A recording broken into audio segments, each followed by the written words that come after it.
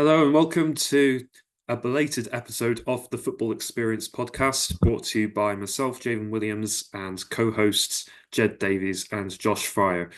This is 1 week on from the Euro 2024 final. So to begin with, it would be good to get your thoughts on the final, lads. Both of you, England supporters, how did you feel about the game? Were you satisfied with the tournament as a whole? Do you feel like England could have got further with that final? We'll start with you, Josh. What do you think? Most of this tournament that I've watched England in has made me want to claim benefits because of how bad we've been playing. Like, it's just terrible. But in all honesty, the last two games that we played in the tournament were pretty good, to be honest. I feel like the semi-final was a good game. It's probably the best game we'd played. Obviously, we talked about that a few sort of episodes ago, but the final was really, really good. To be honest, I did predict, however, a few weeks ago that if we did end up getting to the final with Spain, they'd end up beating us 2-1. But overall, it was a well-rounded game. I felt like some of the first half was just a bit lackluster. But we just need to play more as a unit rather than relying on individuals to actually get us through games. Because I feel like a lot of players like Bellingham, we relied on, of course, scoring that bicycle kick. That was a crucial part, otherwise it'd have been pretty much knocked out.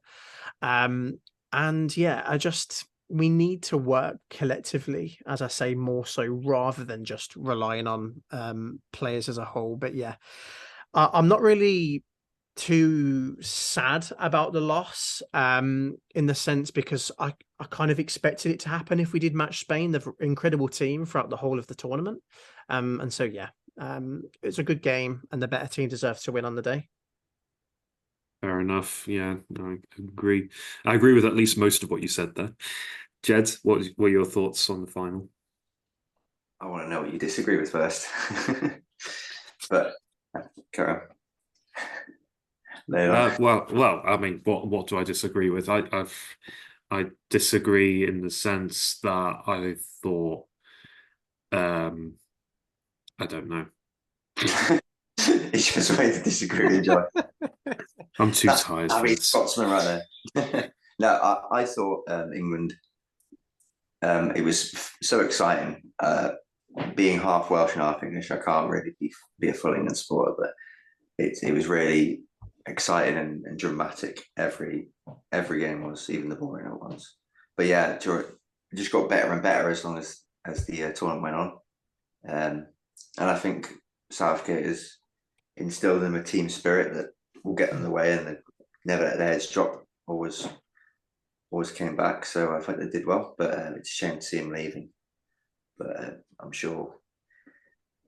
Looking forward to the next World Cup because it'll then be 60 years of hurt. I can sing the song. Make it a nice round 60, yeah. Yeah. Maybe that's the idea. But no, yeah, as far as my thoughts go, I thought England did well to get to the final. Slightly fortunate in some ways, but that is part of the game as well. I mean, yeah, okay, you can point to moments like Bellingham's overhead kick and things like that, and you think, oh, how lucky were they, against the run of play. But, you know, teams have won tournaments and championships and cups in similar fashion before in the past, and over the course of time, people forget how it happened necessarily, and remember more what they actually won. And, that's one of the things where I thought, England could do it because when it's going your way, when you're finding ways to win despite perhaps not playing at your best, sometimes that can be a mark of someone that's actually going to achieve something in a tournament. And of course, they made it to the final. Whether or not they deserved it is open to debate, but it's hard to argue with the fact that Spain were the best team of the tournament consistently throughout the tournament, and they deserved to win the final. I thought 2-1 was far from embarrassing for England. That's, considering some people were saying that Spain could have absolutely battered them if they wanted to. I thought England gave them a good game. Even though England scored their goal in the second half, I thought they actually played better in the first, funny enough. I thought they played a lot more compact and organised and really shut out Spain's attacking threat a lot every time Spain tried to build something up. But of course, Spain made their changes. England couldn't handle it right from the get-go of the second half, starting to get underway.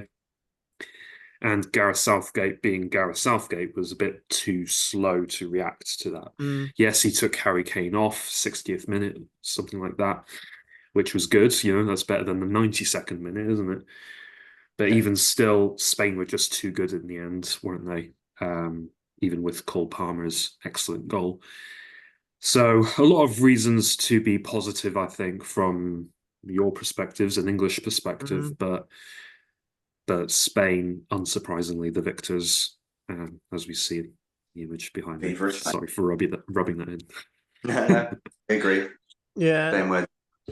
I think as well, like, I don't know, in the second half when Rodri was taken off, actually, it's like, I almost was just thinking, come on, like it's one of their best players. They were without Pedri throughout, a few games in the tournament, who was arguably one of their best players as well. Then when Rodri got subbed off, like I said, I was just almost like, we surely are going to like play better or be more dominant in the second half. But I don't know. Just they played better. They made the right substitutions at the same time, the correct time. Um, but yeah, people were saying like Kyle Walker had a terrible tournament, and I've seen people saying Saka had a terrible tournament. I'm not thinking like what? Like it doesn't make any sense to me. Like Kyle Walker in that game, in the final against Spain was. I didn't actually think he was that bad at all. Like him He against was responsible for both of Spain's goals, though. but he couldn't do any more for what happened. Like he tried to block. It was just in the end, a bit, you could say perhaps he was a bit out of position, but it like I wouldn't solely rely on him because of the goal being conceded. I seem to remember Mm. one of them he could have done better with. The other was a bit. Yeah, I You'd think expect maybe Pickford to do better, but Yeah, I think it was a second goal, I think, which obviously had a bit of controversy on its own because they never actually showed the offside for it at all in the entire game. And then it was It was only seen afterwards where the offside was. hmm. But that was a bit weird in itself. Like they were quite transparent throughout all the other games in the tournament, and the biggest game that mattered the most, VAR, didn't even show the offside in the first place. I'm thinking I had it to go on was Twitter, I had to go on Twitter to find it. You mean that it was onside? Sorry, yeah, yeah, it the wasn't. onside, It yeah. was Sorry, onside by like a kneecap, wasn't it? yeah. So the onside. Sorry, I meant to say the onside, yeah. But I honestly, I was like thinking, why have they waited this long to show if it was onside or not? Just show it straight away. Like the technology's there. That's what it was used for. But I mean, you know, you could almost say that, did we deserve things leading up in the tournament like penalties and things like that? And so yeah, we were fortunate to get to that final, but yeah, I don't know. Palmer and the substitutions made from Southgate, I think, were a little bit sooner in the final than they were in other games, but still, I don't know. It was just they couldn't really do too much with the time that they had left, despite even scoring that goal from Palmer. Very nice goal, but wasn't honestly enough really in the end. But there we go. Do you agree with that, Jed? Any thoughts? Yeah, well, I think Zubimendi, Rodri's replacement, is a decent player as well. All the Spanish players are good. Unpopular opinion, but I think Pedri's a bit overrated. He's not the star of that Spanish squad, even though he's very creative, a good dribbler and passer. But yeah, generally I agree with that. And yeah, Spain deserve winners. Yeah, very much so. So, Josh mentioned Rodri earlier and his influence on the field, of course. A lot of people are saying that because Spain have won Euro 2024, that Rodri should be in with a serious shout of the Ballon d'Or. Would you lads agree with that, or would you put someone like Jude Bellingham or someone else ahead of him in that conversation? What do you think? Going back to you, Josh. I said the same sort of thing about Tony Cruz a few episodes ago. I said if Tony Cruz managed to get to a final with Germany, he should be up there because he'd won the Champions League, he'd won the La Liga, and I can't remember if they won the local cup in the La Liga as well. But the same sort of goes for Rodri as well. Although they didn't win the Champions League, obviously, this year. Rodri's just one of the key players. He's gone very underrated, or he's gone under the radar in a lot of sort of teams, really. Well, not teams, sorry, in just general talk. And then when you look at his stats, you're like, wow, this guy's an absolute powerhouse from midfield. He can just basically do everything. But I do think he definitely has to be in top three contenders for the Ballon d'Or. I'd say he's only behind. I'd probably say Vinny Jr. to be top. I would then put Rodri second, but very close behind Real Madrid's Vinny Jr. because obviously they won the Champions League as well, so that's quite a prestigious trophy. But the Euro still tops that in my opinion. So yeah, I do think it's going to be a close race for sure. And yeah, he definitely well and truly deserves a Ballon d'Or. If it was given to him, I don't think anyone would complain. So yeah, he's definitely up there with the contenders of the Ballon d'Or winner. Jed? Yeah, I'd say top three. I'd put Bellingham with a shout as well. Bellingham and Vinicius, they both were key performers for Madrid winning that Champions League. But again, you've got to think of Messi who's won the Copa America again with his team. Please no, please not Messi again. I can't take it. He's done it again, that little kid from Ghana. But yeah, I think it just becomes a bit of a joke though after a while, doesn't it? I think it undermines his achievements if they keep giving him awards for, whatever. He plays in the MLS now. Surely you can't keep giving him Ballon d'Ors forever. If he wins, if he wins that Ballon d'Or, for what will it be, like his 8th or 9th time? It would be the 9th, which is that's just ridiculous. He's already reached obscene numbers. I mean, think about it. If you took Messi out of the equation, Ronaldo would be miles ahead of everyone with Ballon d'Ors. So what Messi's got is just unreal. Yeah. Still up for debate, obviously, but Rodri, excellent player, Bellingham, excellent player. We'll just have to wait and see what happens. Obviously, the year's not over yet, but another player could be that's won both Euros and the Champions League is Danny Carvajal, but he's a defender and a right back, so I don't think he'll win it. But gotta give him a shout. You never know. The thing you look at with the Ballon d'Or really is realistically, without that player, would they have won the things that they've won in that sort of calendar year? I look at Danny Carvajal and I'm thinking, I still honestly think without Carvajal, they'd have won everything, Spain and Madrid. I can't see them not finishing first in both those competitions, even without Carvajal in the starting 11, to be honest with you. But the point still stands what you're making, Jed. Obviously, he's been in the best team in Europe for countless years. Obviously, he won, pretty much everything last year with Real Madrid and the Euros now. So I wouldn't be surprised if he's top sort of 6, to be honest with you, because of just the things that he's won, in his career this year, really, and sort of last year. Yeah. That was a wild shout for me, to be fair.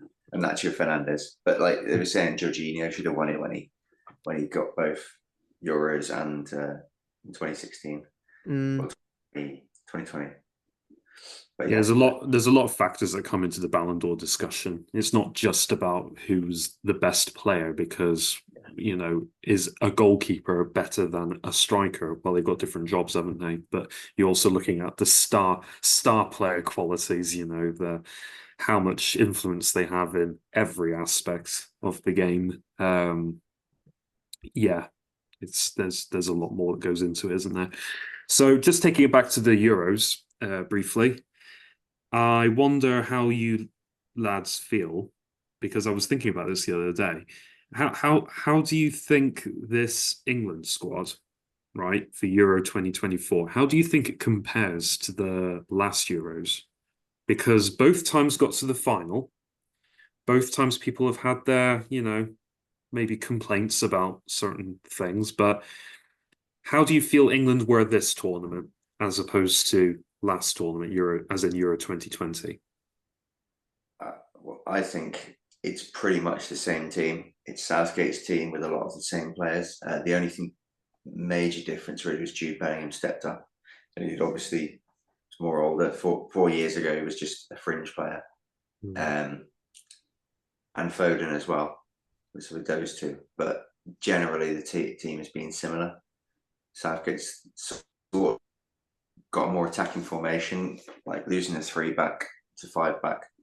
But do you think they performed as well? Is more what I'm saying, not so much who's all changed, because you're right, a lot of the players are still the same, but do you think they actually played as well? Because I was thinking to myself, I'm sure I remember people being a lot more positive about them during Euro 2020. You got to think they beat Germany on the run up to the final as well. Now, Germany weren't having the best tournament, admittedly, but it's still Germany. It's a big deal, England beating them anytime. And then, of course, they beat Switzerland as well on the way. Same as this tournament, but perhaps more convincingly. I don't know. What do you think, Josh? I mean, the results were pretty much the kind of sort of same from the last tournament and this tournament. Like, I'm just looking back on them now, and it's pretty much just 1-0, 0-0, 1-0 England, 2-0. The only one that was a big win really was against Ukraine, which was a 4-0 win, and that was in the quarters. 2-1 against Denmark, same result. Italy, obviously, then we lost 2 on penalties. But I actually think the team's quite a lot different, really, because I look back at the England squad back in 2020, and you had, for example, Trippier was actually obviously playing in his rightful position, right back, but you had Phillips, Sterling, and Mount were the only, and Maguire, of course, who aren't playing in this tournament, that were playing in the last one. But as a whole, I think our team has got better, which is why I kind of think this year everyone was kind of looking at us like, and the fans were like, look at the team we have on paper, like it's ridiculous. Like I don't even know how to put it really, but the hype really around England's team, not just from the England fans, but from like fans from abroad, were all saying that our team is actually ridiculous, considering all of the players that we have now compared to the last tournament. So I think in this tournament, would I say we played better? It's hard to say. Could you argue we played better in the last tournament? Maybe. But obviously this is a completely new squad we've got working with. Typically when you sort of see, squads go through a lot of different players trying to test out who's the best players to play where, it does take a bit of time to actually instill instructions and sort of management into a team like that. But it is a tough one. I may argue that we played better overall, maybe this tournament, but very slightly, mainly on our last 2 games, the final and the semi-final. But other than that, I'd say it was very close to being pretty much the same sort of 1-0, 2-1, sort of same results as the last Euros, really. Well, controversially, I think the best footy England have played was the 2022 World Cup in Qatar, because they did the group stages comfortably. They slapped Wales, and then they played really well up until when they got out. Obviously earlier than the final, but yeah, it was a really good performance from. I think a few people have said that was the best England side, and that's why the expectations were so high for this one, because it just kept getting better and better. Well, the World Cup's a different kettle of fish entirely, isn't it? Because you've got so many other top countries from around the world. You know, you've got your Brazils and Argentinas and everything to contend with as well, haven't you? So, of course, if you get further in the World Cup, it's more impressive, isn't it, overall? And we'll see how they do in 2026 with a new manager, which takes me on to the next subject, Gareth Southgate leaving. Now, I know Josh has very strong opinions on this. So we'll actually start with Jed. All right, we'll let Jed talk first. What do you think? Is it a good thing? Is it a bad thing? Do you think it's happened in the right way? What are your thoughts? Yeah, well, I'll be nice to Southgate because I can see Josh ripping into it. No, I think he's done well, really well with the England team. He's brought it from uh, low expectations and quality players performing poorly to a team that believe in themselves, and that as a group they can get far in any knockout tournaments. And it has raised the pressure quite a lot. And the next managers to step into Southgate's shoes will be, I think that will be difficult to follow those performances. But you've got to give the manager a bit of time to adapt, and giving him 4 years before, 2 years before the World Cup is good. So at this stage, it was probably the best for him to step down. But as for a replacement, I'm interested to see. I think Eddie Howe and Graham Potter are the front runners for it, but apparently anyone can apply. So for the applications in. I look forward to seeing you in the suit and tie in the England position, Jed. You can tell him how to play properly. No, Go, right, go on, Josh. You're free to celebrate and let rip into your least favorite manager of the past decade. What? Your least favorite manager? To be honest with you, no one can deny that Southgate obviously has been probably the most successful manager in has been the most successful manager in recent times. But he was so boring to watch. It was painful to see it when you have a team, like England's at this current stage that we're at. You expect to just you kind of expect to just roll past teams with the players that we have. But I also do think that comes down to the tactics that Southgate has instilled in the players. Because if you kind of watch when we play football, when they're playing Southgate football, they pass around. It's not the best, in terms of how it looks. It's not really interesting. It can get boring. Always passed it around, I think. Yeah, 100%. Are the same, that they play with pressure and they feel like they can't. Nobody. Well, with a few exceptions, not many are brave enough to make the incisive pass forward, and that's why the youngsters are quite refreshing when they come on. But if you watch how Spain play, and Germany, they're not afraid of getting forward because they've got good players at the back and in the middle to cover. And we have that with our team, except that we didn't really utilize it as much as we could have. And you can tell when the players just said, right, forget the tactics for a minute. We're just going to play like we want to win. And you can tell from that very moment, because we went down pretty much in a lot of our games 1-0. And then the players are like, right, let's go, switch on and actually attack and score. And it's like, well, why can't you just play like that the whole time? Just forget the tactics, or, because there's a point in the game where you've just got to think, we just have to go for it. We can't be playing, just passing all the time and passing around Pickford had more touches than most strikers have had in the whole tournament. And it's like, you've got to get the ball forward. It reminds me of Ange in the Premier League. He's always telling his players to go forward, stop passing it back to the keepers and around the back. Go forward. You've got the talent to do it.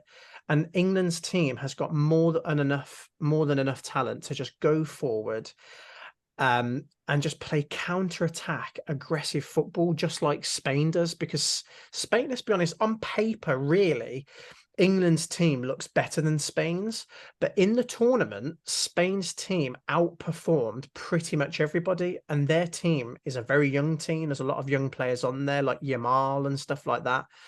Nico Williams as well. They're really young players that they've got everything to play for because of their age as well. And obviously they shone on the pitch every single game pretty much. But yeah, I'm kind of glad that Southgate has gone. Despite him being very successful in terms of getting us to multiple finals and semi-finals. But I am kind of looking forward to just a different type of style of play, hopefully. And I feel like a foreign influence would be better in a way. Because English football can be quite boring. It's a very physical game. If you look, as I say, how Spain or how France play, it's completely different. And I still think that we're more than capable of playing like that with the right manager. After Southgate. Sorry, France did play very, very defensive, like England in the tournament. So are you saying you want Ange Postecoglou as the manager? No, I'm just saying that with his style of play, Ange is always telling the players to get forward. He doesn't really want players to pass back unless they have to. Whereas I found England were they'd be just about to pass over into the opposition's half, and then you'd get Declan Rice turn around and pass it back to Pickford, and it's like, what are you doing? Like, it doesn't make any sense. If you watch when we counterattack, it's a very slow counterattack. We wait for players to to help, like with the build up. I feel like Saka and Foden are more than capable of just going forward like they do in the Premier League and attacking the defense and going for goal. Whereas actually in the tournament setting, we're very, very we preserve our shape. We don't want to go out of shape a lot. But I feel like in a tournament, you kind of have to play a bit more risks to get a good reward. And as I say, I do think that this England team is more than capable of doing it. We've got one of the best teams on paper in the tournament, realistically. But yeah, I'm kind of looking forward to some new life in the team. Hopefully, not to say that I hate Southgate or anything, because I don't. But I'm just looking forward to just some new blood as a manager. Yeah, well, 6 out of 7 countries faced in this tournament weren't able to beat England, but yeah, I get what you're saying. Could have maybe taken more risks and won a bit more confidently. It's a running theme, isn't it, for England to never win easily. They never make it a walk in the park, whatever they do. I've got to say, I think Gareth Southgate has done a phenomenal job. And I think for at least the majority of his tenure, he has been the right man for the job. Because I go back to the dark days, thinking back to like the 2010 World Cup, where England were awful. They were booed by their own fans, as Wayne Rooney famously complained about. You think of the 2014 World Cup, where they didn't even make out the group stages. 20 Euro 2016 with Roy Hodgson at the helm. I mean, it doesn't get much lower than that. Iceland's beating them the manner that they did, and Wales showing them up by making it to the semis. It's a pretty low point for English football there. And then Gareth Southgate comes in and completely against the odds, unexpectedly, gets them straight to the semi-finals of the 2018 World Cup and consistently gets them high up in the pecking order in the following tournaments. So I think he put a lot of respect back on English football's name. Yes, there's still a lot of England haters out there, but the fact is people started to actually fear England, whereas beforehand they were a bit of a laughing stock, it's fair to say. So Gareth Southgate has achieved a lot in that regard. Yes, he doesn't have silverware to show for it, but he came blooming close, and I think that's a lot more than anyone could have hoped for a number of years back. Yeah, because he's the longest serving manager now, isn't he? I think other than one person, if I'm not mistaken. I can't remember off the top of my head. Yeah, but it is a tricky one because, like you say, Javen, he did get us to multiple semi-finals, finals, and it's just like, well, I've not. Go on. I've actually not finished yet because I I'm was going sorry. to conclude by saying I do think it's right for him to step down though. I think he's done just about everything he can, and he's stepped down at the right time as well because he's left the England team in the best possible state he could leave it in a way, in terms of it's better than what he came into the job with, if that makes sense. Hmm. So he's leaving them in a good state. The players actually want to play for England because there's a positivity there where they clearly enjoy playing together, which was something that was missing years ago. There's good team chemistry and competition for places. You can see the players on the bench in the tournament desperate to get on the field, desperate to make an impact. So that's not a problem. And he's given the FA plenty of time to be able to consider all of their options. Yes, there are a couple of great big celebrity managerial names being thrown out there, but the FA can take their time, can't they? And they can analyze, who's available and what they all bring to the table, and hopefully go into the World Cup in a couple of years in a very good position. And I do genuinely believe this is perhaps laughable to some people, especially as I'm not even English myself, but I think if they have the right manager who plays the right players that they have available to them, I genuinely don't see why England couldn't win the World Cup.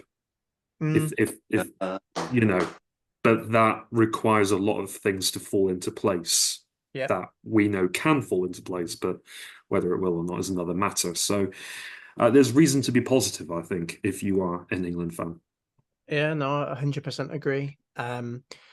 Uh, who would I like as England manager? Maybe I don't know. Like, uh, it's a tricky one. Someone bold. Someone bold, someone Spanish, someone who loves a bit of oil money. No, I'm joking.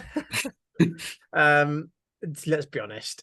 If England managed to pull off a signing like Pep Guardiola, I don't even know what I'd even do with my life, to be honest with you, because he would completely change most of the system. A lot of players play under Pep Guardiola anyway. For England, you've got Stones, you've got Walker, you've got Foden. I'm pretty sure I'm missing someone else as well, but there were, he's just a phenomenal manager. And to have him at the helm of the England team would be. I wouldn't even worry going into a tournament. I think I'd just sit back and watch England on a sun lounger, just chilling and relaxing, because I wouldn't even be stressed about what would happen. I think Pochettino's a decent shout as well, because again, a bit of foreign influence, maybe changing up the style a little bit. He did quite well with Spurs, getting them to. Was it the final of the Champions League? It was the Yes. final, wasn't it, when Lucas Moura or something, or was that the game before? I can't remember, but that was a long time ago in itself. But he's been a good manager, Pochettino has, and I wouldn't actually mind him being England manager. For the English managers that are in contention for the job, like Potter and Howe, I wouldn't, out of both of them, I'd choose Eddie Howe over Graham Potter, because Graham Potter hasn't really done much, to be honest with you, to warrant being an England manager, in my opinion. Um, I mean, technically, you could say sort of the same about Southgate, only managing Middlesbrough and the under England squad. So I don't know. It's a tough one. If I was to put it at the top of my list, obviously it's going to be Pep. But if Pep's not in the equation, I'd prefer Pochettino, to be honest with you, and Eddie Howe as the two sort of, people to go head to head for the job. It's funny. Alan Shearer said that he doesn't want Eddie Howe for the job just because Newcastle don't want to lose him. So Yeah. that says a lot in his favour, doesn't it? Mm. Jed, what are your thoughts on next manager? Who do you want? I don't know if Eddie Howe will leave Newcastle. He'd be good though. I like him. I think Lee Carsley is probably the most likely because he's more like Southgate. I don't think we want him. But yeah, I think they'll definitely go English again because it's been successful with Southgate. It's risky to dip into a foreign manager. There's not many of them around anymore. In the Euros, like pretty much every single manager that's got to the knockout rounds has been the same nationality. So I think the FA will go with an English manager too, and hopefully not the English women's manager, because that would cause problems. No, maybe not. Well, but in the hope of not getting this podcast cancelled, we maybe won't discuss that too much. and the fans probably won't like that. But they didn't like Southgate, so who's pleasing them? There we go. That's what I think it'll be, an English manager. I just don't know which one. No, that's fair enough. I mean, you do think it makes sense, English manager for the England team. It matters more to them and is a bit more relatable maybe to the country. But I do agree with Josh that Pep Guardiola would make a lot of sense. Guardiola likes English football, has spoken very fondly about England as a whole. Everybody knows that his time at Man City is drawing to a close. People say, what has he got left to do, really? What has he got left to achieve in football? He might act like he's humble, but it's quite evident that he wants to be the best of the best. And if he wants to go down in history as the best manager ever, winning something with England would absolutely cement that. It really would. Winning a trophy with England, especially if it was the World Cup, I don't think with all the amazing things I could say about someone like Sir Alex Ferguson, you can't compare that to someone winning everything that Pep Guardiola has won, plus international trophies as well, with a team like England who haven't won anything in so long. I mean, that would be insane. And if any manager could do it, Pep Guardiola could. He could turn those English players into absolute superstars. He really could. Yeah. But failing that, Eddie Howe is probably my favorite English option, but I also agree he's probably not likely to leave Newcastle, not yet anyway, while he's considered an important part of their building project. Graham Potter, I feel like he would be more keen on the job than some people would be keen on giving him the job. I don't think he strikes anyone as much of a winner yet. He's not really proven himself at the top level yet. Yes, he did well at Brighton, but Brighton continued to do well after he left. So, the jury's still out on that one. And who was the other name mentioned? Pochettino. I don't mind Pochettino, but he doesn't strike me as much of a winner either. I'm sorry. He keeps falling short at the final hurdle. And I feel like that would just be another Southgate in some ways. So, yeah, Pep Guardiola, I think, would be a match made in heaven for England in a lot of ways. Whether that will actually happen, though, time will tell. I know. My problem with Pep is that it takes a while for him to instill this like tiki-taka football. And of course, he's got like Foden and Stones that already know how to play it, but it takes him time, and he likes buying the players that he wants to use. So I think in an England setup, he's got a big pool to choose from, but I don't think there's enough players. Like, we have depth, but I feel like Pep's more suited to club football, and I doubt he will win an England job. He's not going to leave Man City this year. I think he's made preparations. Maybe he'll surprise us, but I doubt that highly. It's a tricky one though, because what else has he got to win for City? He's won the treble, and that you can't get better than a treble, can you? Realistic, there's nothing you can't physically. A quadruple, which Liverpool claim they're going to win every year. Every year, which never happens. But what I think they do is they might go with another England ex-international, someone like Stevie Gerrard or Frank Lampard. I don't think I'll watch another game of English football if they pick Steven Gerrard. But Southgate's probably a better manager. I feel like the players will look up to an ex-England international, but they have to have decent managerial qualities. But it's Pep Guardiola, isn't it? Yeah. Do you know what I mean? Like, if you were to compare John, an English manager or Pep Guardiola, anybody is taking Pep. I do agree with what you're saying, Jed, though, in terms of Pep Guardiola is he likes club football more, I would say, in terms because he's got free reign there. You can buy players. You can't do that in international football. Pep Guardiola would probably be the only international manager that would probably try to buy Mbappe for England, which obviously is not possible.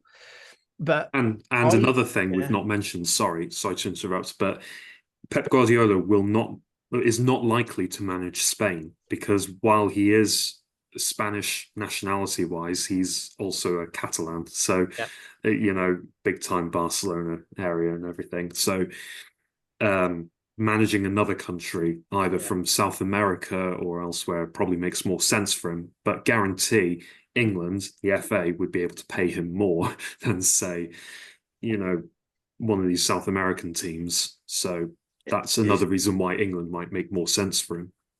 I'd pay Pep Guardiola. I'd fork money out to try and fund his wage, but he's just man, he really, really is a quality manager. And like you say, if he did win anything with an English team, whether it's the Euros, if it's the World Cup, whatever it is, you know, he would go down as the greatest manager for England just after one tournament. If he won, do you know what I mean? The tournament on his first try as well. Like that's just unheard of. But coming out. I know. I do. I don't know. I think personally, if Pep Guardiola became manager of England, I don't even think he'd start Kane. I genuinely don't think he would. Kane does not suit his play style in the slightest. He's too slow. He's If you He's similar to think, past Mark. his best. if you think of this, right, Pep Guardiola has the audacity at times to bench Haaland, to bench Foden, to bench De Bruyne, who collectively between the three of them are probably worth in the region of 250 million combined, right? You're talking a £250 million worth of players. He doesn't care. He bench them like if there's almost as if he just, oh yeah, just sit on the bench, mate. It doesn't matter, and then bring him on a substitute. But that's the way he earns respect of his players. He wants you to work for the team. He's one of those managers. Very few managers can bring the best out of players and turn them from no one's really ever heard of them to a household name. He did. If you think Alex Ferguson was very similar in that sort of sense, he'd sign players and you're like, who are they? Like, what? Like, I've never heard of these guys like before. Like, why is he bringing him in? And then after a season, he's like, it's deemed an absolute 100 IQ move because it's ended up being one of their best signings. And so I do genuinely think that Pep Guardiola would make the best decisions when it comes to picking from the pool of English players. I think he would go for people that probably we wouldn't even expect. I think he'd bring Grealish not just because he played for City or plays for City. Sorry, I genuinely think he'd play him because he suits his play style, keeping the ball, drawing fouls and things like that, passing quick as well, tiki taka football. I think there's a lot of players that would get time. I think he would probably start Tony or Watkins over Harry Kane, to be honest with you, and I wouldn't blame him. And yeah, I think he's one of those managers that is not afraid in the slightest to put players in their place and make substitutions when he needs to. I just love the mental image of Pep Guardiola scouting the lower leagues of English football, He Charlton, calls Charlton it, Athletic and yeah, Carlisle or whatever. calls it This is Mullen, sorry, from Wrexham. Yeah. Funny. Oh dear. Yeah, so it sounds like fantasy, but the more you think about it, the more you think it could make sense, but they have to make it make sense, don't they? So Yeah. hey ho. England's future yet to be decided. Just a quick note on the Copa America. I know we've not really covered it much. I must admit I've not watched much, but Argentina won it. Do we feel like are we happy with Argentina winning back-to-back Copa Americas? Did they deserve it, or do we feel like James Rodriguez should have got his last hurrah? yeah, the Argentina were class the whole tournament, but so were Colombia, and Uruguay as well. There's a lot of good teams, good national sides. They came out swinging, didn't they, Uruguay? Yeah, well, Nunes did, but yeah, it went because got eliminated in the last four. But yeah, I think Argentina. But with Messi, potentially the World Cup's his last tournament, probably. This could be. He got a nasty injury at the end. Do we think he'll play at the World Cup then? Yeah, Possibly. He's missing out on the Olympics because obviously it's too much. That's what I'm going to be watching as well. Yeah, so that's interesting. Under 23s. But well, he's already won the Olympics, hasn't he? Messi's yeah, literally won everything. There's nothing left for him to get. Premier League. Premier League. No, of countries that he's been in. I mean, yeah. Do you know the last time that Colombia lost a game of international football was, funny enough, against Argentina, all the way back in February 2022. That was the last game that they lost in international football, and then the latest game that they lost, of course, again was to Argentina, exactly the same scoreline. And yeah, I think Colombia went on a very, very good run. I think their team worked together quite nicely. I did watch some of their football actually for the Copa America when it was on, a watchable time in the UK, 11 p.m. that sort of time. But yeah, I think it was like a 25 game win streak, or not losing, I should say, 25 game streak of not losing a single game. And the last team that they lost to was Argentina. So it was a good final, to be honest. If you did watch the highlights, it was delayed, obviously, for like an hour and a half because of people trying to climb into the stadium. It was like a replay of, as you said, the Euros just gone for the England-Italy. But Argentina they've got that kind of momentum at the minute, with them just off the back of the World Cup. I love watching Argentina. Outside of England, they're my second favorite international team, because I just love watching them, not just because of Messi and my views on him, but they're just, the football they play is it's elegant, just across the pitch all of the time, making the right passes, the runs. It's beautiful football that they play, and so, Well, in my opinion, they deserved it.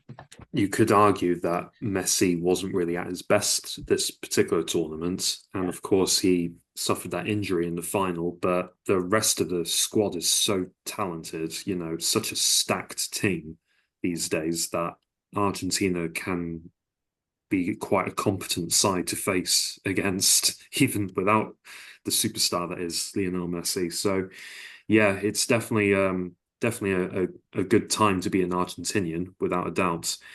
Not such a good time to be a Brazilian, even though they've got star players, really, really good players. They still can't really get to the levels you expect from Brazil, can they? So No. who knows? Maybe we'll see some drastic improvements in them by the time the World Cup comes round.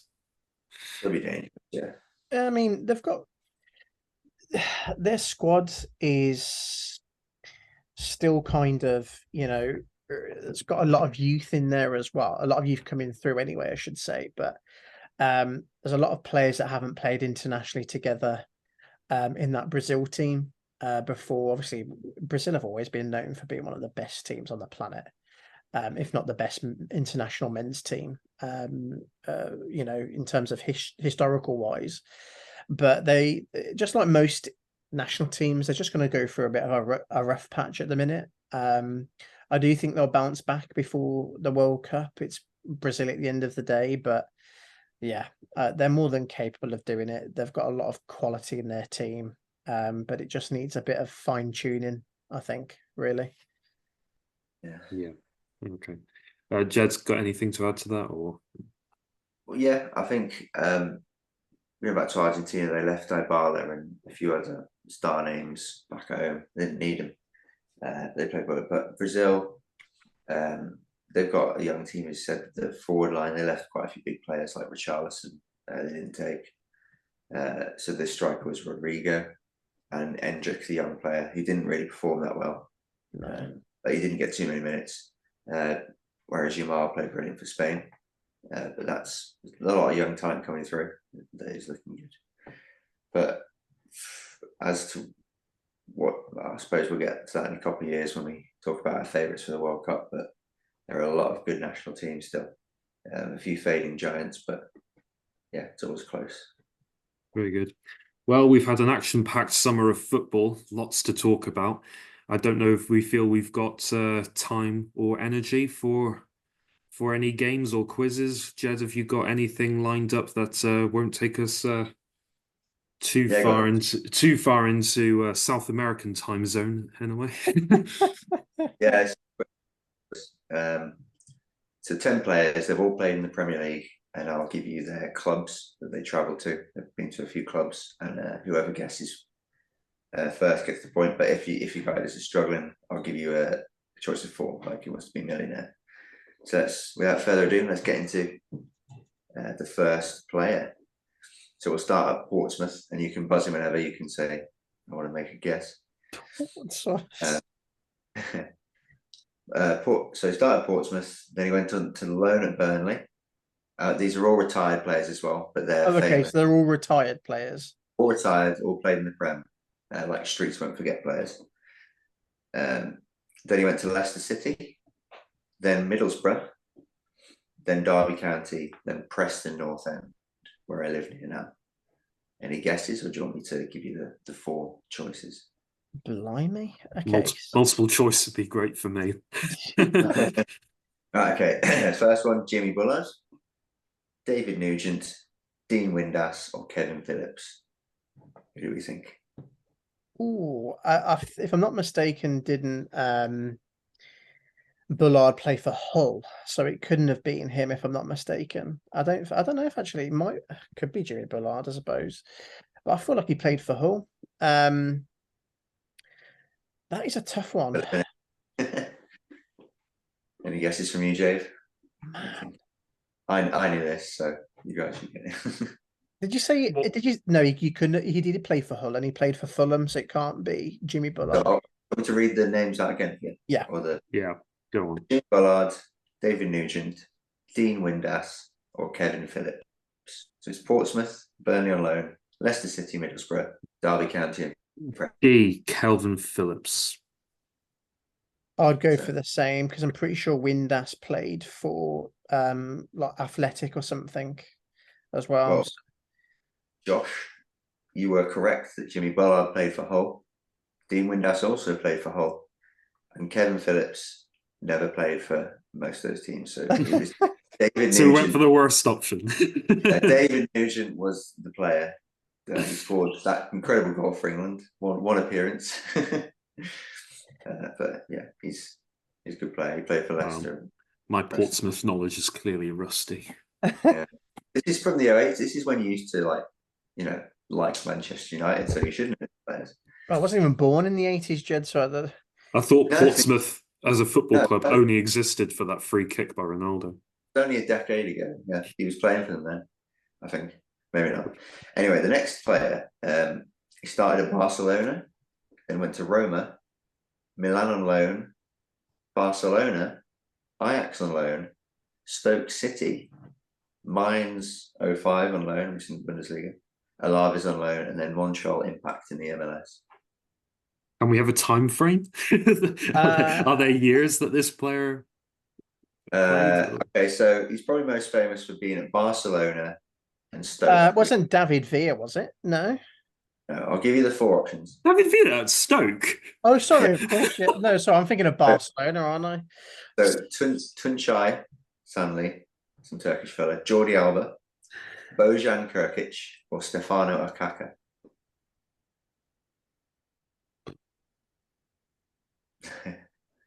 Who played at Stoke?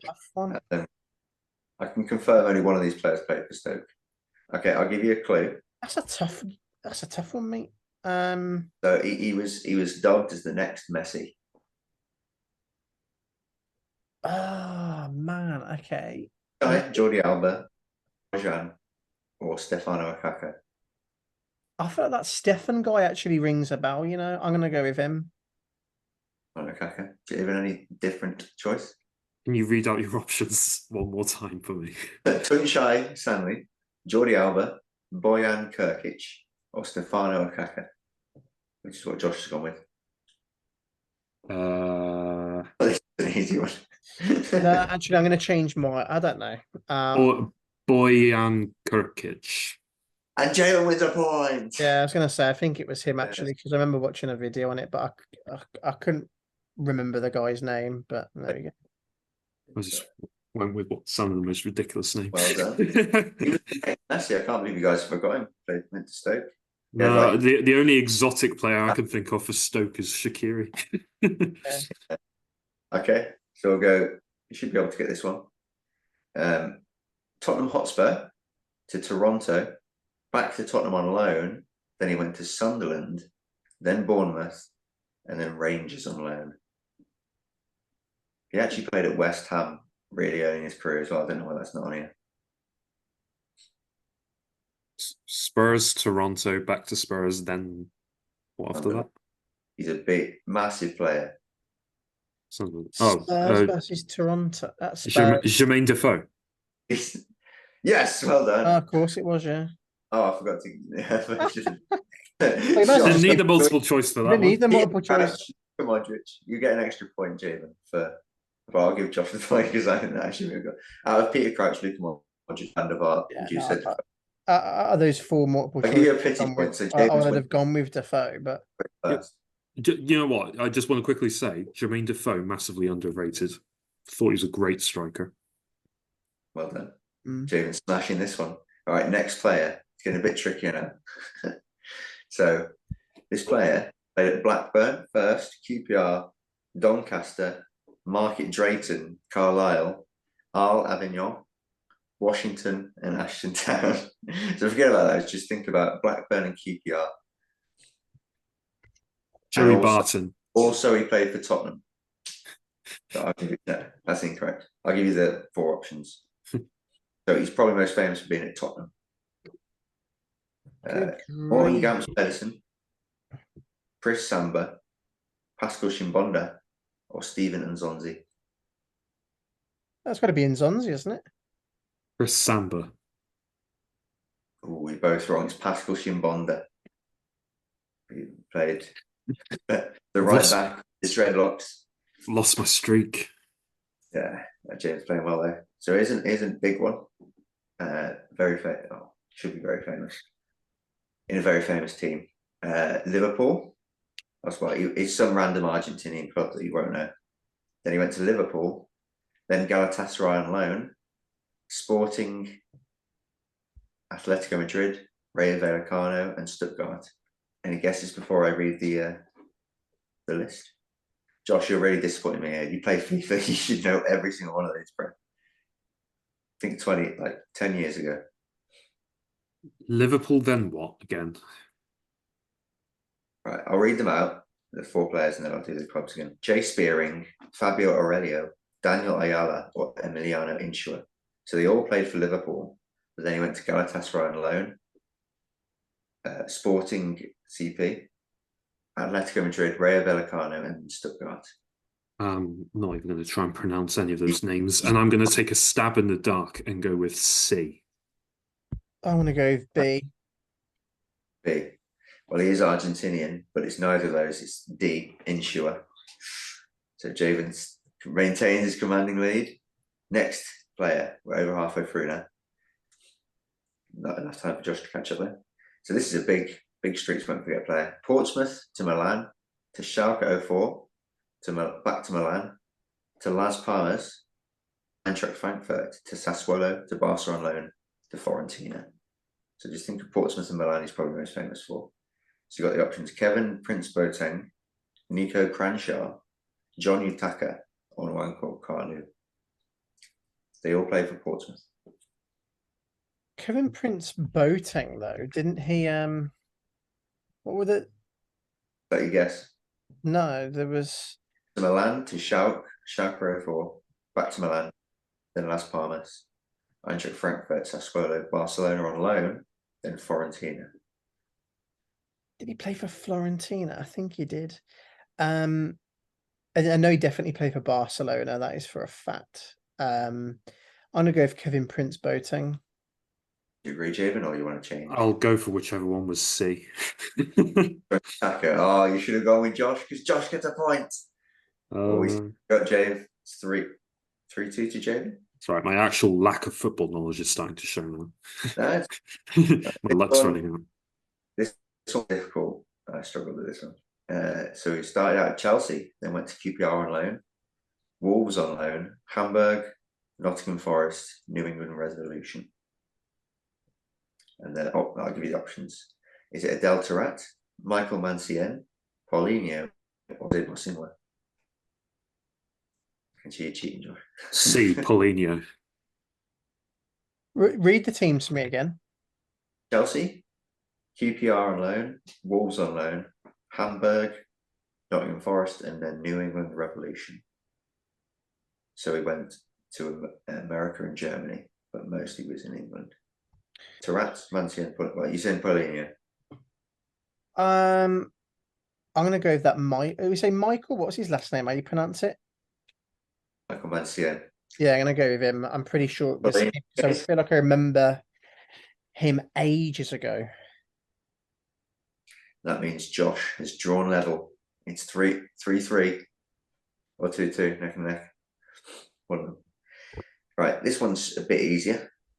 Right, I'll just say some Belgian club. I'll say it's Belgian. And then he went to Arsenal, Barcelona. Then he went to Roma on loan, and then Vissel Kobe. Any guesses before I read out the names? It's only 4 clubs. Okay. What was the Belgian club? Isn't he? Doesn't say. What's his name? The African player. Right, What was his name? read out 4 options. Was his name? Was it Alex Song? He's not in the 4 options. Is he not? I'll let you off for that one, Josh. Right, the 4 You're options are joking. Victor Manone. Josh could be frozen out. Thomas Vermaelen, Alexander Hleb, or Marouane Chamakh. That's Vermaelen, isn't it? Or did you say Spurs as one of them? No. Oh, it can't be him then. Arsenal was. Yeah. Arsenal, Barcelona, Roma, Vissel Kobe. This is the Japanese place. Javen, any ideas? They're all Arsenal players. Can you read out the names again? I think I missed the first one. Vito Manone, who's a goalie, Thomas Vermaelen, who's a centre back, Alexander Hleb, an attacking midfielder, or Marouane Chamakh, the striker. Chamakh. I'm just gonna go for Vermaelen. Well done for sticking to your guns, Josh, because it is Vermaelen. He's full ahead of Javen now. Only 1 point in it, though, boys. Josh made me doubt that answer, though. Down to the last. No, it was Vertonghen you were thinking of that played for Tottenham. Not Oh Vermaelen. yeah, sorry, yeah. Right, so the last 2, chance for James can still win this. So he started at Birmingham City, then he went to Stoke City again, Crystal Palace on loan, Norwich City, Derby County, and then he went to Turkey with Göztepe. Do you want the 4 options? So he played for Birmingham City. Yeah. What was next? When Birmingham win the Premier League, then he went to Stoke after Birmingham, and Crystal Palace, Norwich, Derby County, Göztepe. So you got Jordan Much, Gary McSheffrey, Cameron Jerome, or Marcus Bent. Which one do you reckon? Cameron Jerome.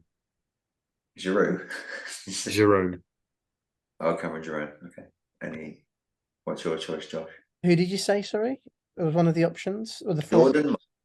Yeah. He's a fielder. Gary McSheffrey, a striker. Also Cameron Jerome, a striker, and Marcus Bent is also a striker. Oh, Jordan Much. I'm just going to go the last option. Marcus Bent. Yeah. And Javen pulls it level. 3-3 going into the. Wait, I got that right. Yeah, it is Cameron Jerome. No way. Yes. Yeah, mate. Yeah, it says you knew he ended up in the Turkish top flight outfit, didn't you? Of course you did. Well done. Right, so the final question: do or die? I feel like England's getting to the final somehow. I know. Yeah. First match: Toulouse on loan, Galatasaray, Olympiacos on loan, Blackburn Rovers on loan, Bursaspor, Feyenoord on loan, then Feyenoord, then Celtic, then Cordoba, then Corinthians, then Lobos Buap. I don't know what that is. then Veracruz, which is What a Mexico. career. I know. So this guy's been around a lot. Do you want the options? Oh, I know the player. I Do you know actually, nationality? the Greek player, Sampas, or something. Oh, what is it? No, he's Can you not give the? Greek.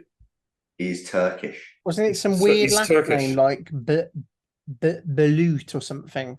Can you give us Uh, the options, Jed? I'll read 4 options, boys. We've got Tugay Stanley again, the Turkish midfielder. Colin Kazim Richards, Amin Liganzi, or Jamie O'Hara. Flip Oh, it. none of them are who I was None of thinking them. of. No, I know. It was like That's he's so not. annoying. I thought I finally knew a player. I was thinking because you were Well, he saying about started. You were He saying started. Olympiacos and you were saying Celtic. I was like, what possible connection He could there be there? started with Fenerbahce, Olympiacos.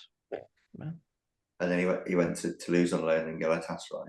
But he came to the Prem with Blackburn Rovers, and he also went to Celtic, which is probably what you'll know You'll of. have to read the names again because I was listening out for something that never came.